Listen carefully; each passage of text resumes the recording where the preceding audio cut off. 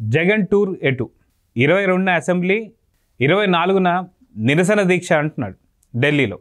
అయితే ఈ ప్రోగ్రాం ఎలా జరగబోతుంది, అసలుకి ఎందుకు అంటే శాంతి భద్రతల పైన అని చెప్పి మాట్లాడుతున్నాడు జగన్. నిజంగా వైఎస్ఆర్సీపీ శాంతి భద్రతల గురించి మాట్లాడుతుంటే దయ్యాలు వేదాలు వల్లిస్తున్నట్టుగా ఉంది అంటున్నారు ఏపీ ప్రజలు. అయితే దీనిపైన మనతో మాట్లాడడానికి సీనియర్ జర్నలిస్ట్ కనకదుర్గ వడ్లమణి గారు ఉన్నారు. వారిని అడిగి తెలుసుకుందాం. మేడం నమస్తే. నమస్తే అండి. మేడం, వైఎస్ జగన్ గత 2019 నుంచి 24 వరకు ఎన్ని అరాచకాలు, ఎన్ని హత్యలు, ఇవన్నీ చూస్తే దాదాపు ఒక లిస్ట్ అయితే మనకు బయటకు వచ్చింది. దగ్గర దగ్గర 1500 పైగా హత్యలు జరిగాయని చెప్పేసి అంటున్నారు. అది ఎస్టీలు కావచ్చు, బీసీలు కావచ్చు, మిగతా వారందరూ కూడా చూస్తున్నాం. మహిళలే అత్యధికంగా దగ్గర దగ్గర 990 పైనే పైచులకు, దగ్గర దగ్గర 1000కి పైచులకి అయితే హత్యలు ఉన్నట్టు తెలుస్తుంది. వీళ్ళు ఇప్పుడు శాంతి భద్రతల గురించి మాట్లాడడాన్ని ఎలా చూడాలంటారు? ఇది నేషనల్ మీడియా యొక్క అటెన్షన్ని గ్రాప్ చేస్తానికి 24వ తారీఖు అక్కడ నిరసన తెలుపడానికి వెళ్తా అంటున్నారు ఢిల్లీలో. నిజంగా దీన్ని ఎలా చూడాలంటారు? మీరు ఇందాక అన్నారు కదండి, దయ్యాలు వేదాలు వల్లించినట్టుందని. అందులో సందేహం లేదు, అలాగే ఉంది. ఎందుకంటే అసలు శాంతి భద్రతల గురించి వైసీపీ మాట్లాడటం అనేది హాస్యాస్పదం. అది అంటే 5 ఏళ్ల పాలనలో వాళ్ళు ఏది కోల్పోయారో, వాళ్ళు ఏది ఇవ్వలేకపోయారో ఈరోజు అది అడుగుతున్నారు అంటే ప్రజలు నవ్వరండి.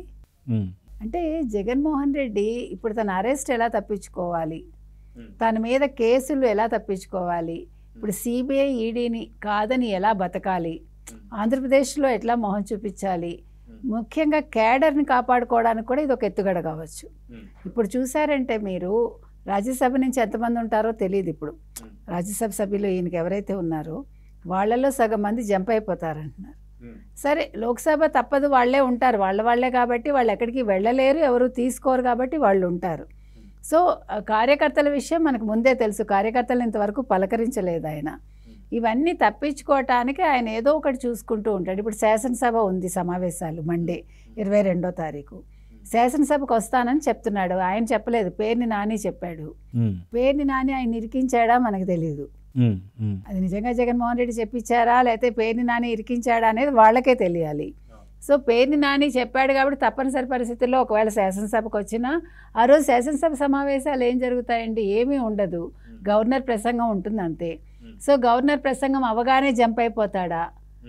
అక్కడ ఏం మాట్లాడతాడు? ఆ రోజు ఏం గొడవ చేస్తాడు? ఈ రషీద్ తీసుకొచ్చి మాట్లాడితే, రషీద్ హత్య మాట్లాడాడు అనుకుందాం, ఆ రోజు అవకాశం కూడా ఉండకపోవచ్చు. ఎందుకంటే ధన్యవాద తీర్మానం అయిపోతుంది, అందరూ వెళ్ళిపోతారు. ఆ రోజు ఏం పెద్దగా సభ జరగదు మనకు తెలిసి.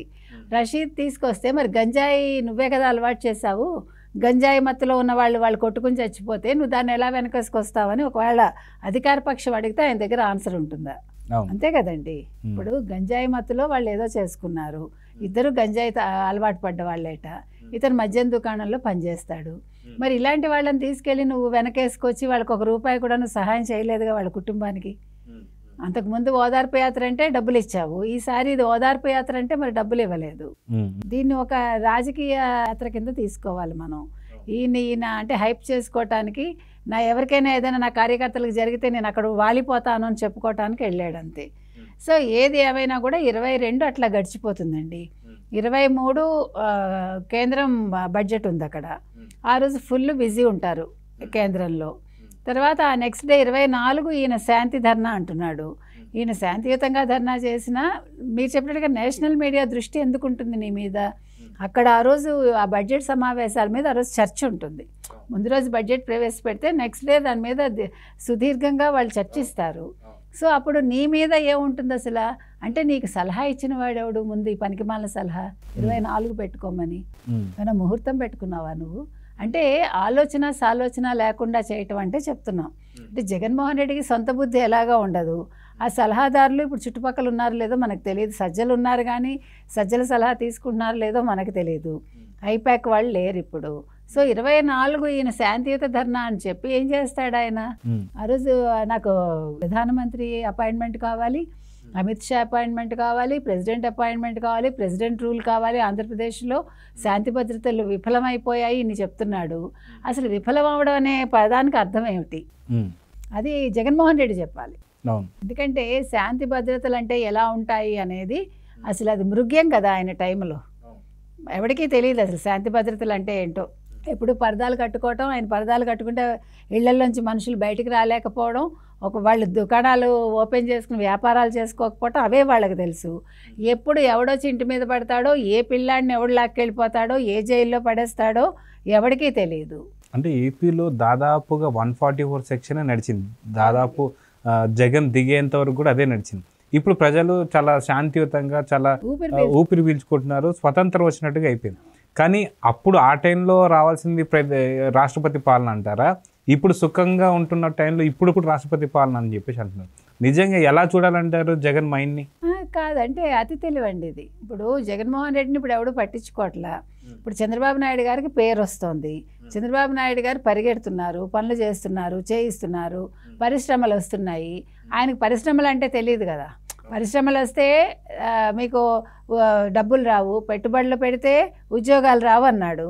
సో ఇప్పుడు పరిశ్రమలు వస్తున్నాయి, పరిశ్రమలు వస్తే జాబులు వస్తాయి, జాబ్ వస్తే యువత బాగుపడుతుంది, యువత బాగుపడితే రాష్ట్రం బాగుపడుతుంది అనే ఒక సూత్రం ఆయనకి ఇప్పటికీ జీర్ణించుకోలేకపోతున్నాడు. సో ఇప్పుడు 400 మంది పారిశ్రామికవేత్తలు వెయిట్ చేస్తున్నారు అక్కడ. కొన్ని కంపెనీలు ఆల్రెడీ వస్తామని చెప్పారు. అందుకని ఇవన్నీ చూశాక ఆయనకి సిఐ సదస్సులో కూడా వైజాగ్లో మనం చూసాము. అక్కడ పారిశ్రామికవేత్తలందరూ ఎంత సంతోషంగా, ఎంత బాగా అంటే జోక్స్ వేసుకుంటూ చంద్రబాబు నాయుడు గారు మాట్లాడిన మాటలకి వాళ్ళు ఎంజాయ్ చేసి అక్కడ సదస్సు ఎలా జరిగిందో మనం చూసాము. మరి ఈయన సదస్సులో ఇట్స్ ఎ లాంగ్ క్వశ్చన్ అన్నాడు, ఆయన ఆన్సర్ ఇవ్వలేకపోయాడు. So difference we are talking about అంతే. కాబట్టి ఈయనకి ఇప్పుడు ఏం చేయాలో ఒంటికి కారం రాసుకున్నట్టుగా ఉందండి. భరించలేకపోతున్నాడు. ఏది రాష్ట్రం అభివృద్ధి పదంలో పరిగెడుతోంది, అందరూ పనులు చేస్తున్నారు, ఎవడు కూర్చోట్లా. అటు చంద్రబాబు నాయుడు గారు, ఇటు పవన్ కళ్యాణ్, అటు లోకేష్, ఎవరిని చూసినా ఎవరి పనుల్లో వాళ్ళు ఉంటున్నారు. రాష్ట్రాన్ని ఎలా ముందంజలోకి తీసుకెళ్ళాలి, ఎలా ఆర్థిక వనరులు తీసుకురావాలి, ఇప్పుడు ఎట్లా నిధులు తీసుకురావాలి, మోడీ గారితో మాట్లాడి ఏం చేయాలి, ఇవన్నీ కూడా ఆలోచించడంతో ఇతను ఏం చేయాలో తట్టుకోలేకపోతున్నాడు. జగన్ అంటే నువ్వెవరు అనే స్థితికి ఆంధ్రప్రదేశ్ ప్రజలు వచ్చారు కాబట్టి ఆ ఉనికి కాపాడుకోవడం కోసం, నేను జగన్ని అని చెప్పుకోవటం కోసం ఆయన ఇన్ని రకాల వ్యూహాలు పన్నుతున్నాడు. ఇవి అందులో భాగంగానే ఇప్పుడు ఢిల్లీకి వెళ్ళి అక్కడ శాంతియుత ర్యాలీ చేస్తాను అన్నది కూడా అందులో భాగమేనండి. అయితే దీనికి అంత ఇంపార్టెన్స్ మనం ఇవ్వక్కర్లేదు. ఎందుకంటే 45 రోజుల పాలనకి ఆయన అలా చేశాడంటే అసలు 5 ఏళ్ల పాలన ఏం చెప్పాలని ప్రజలు అడుగుతారు.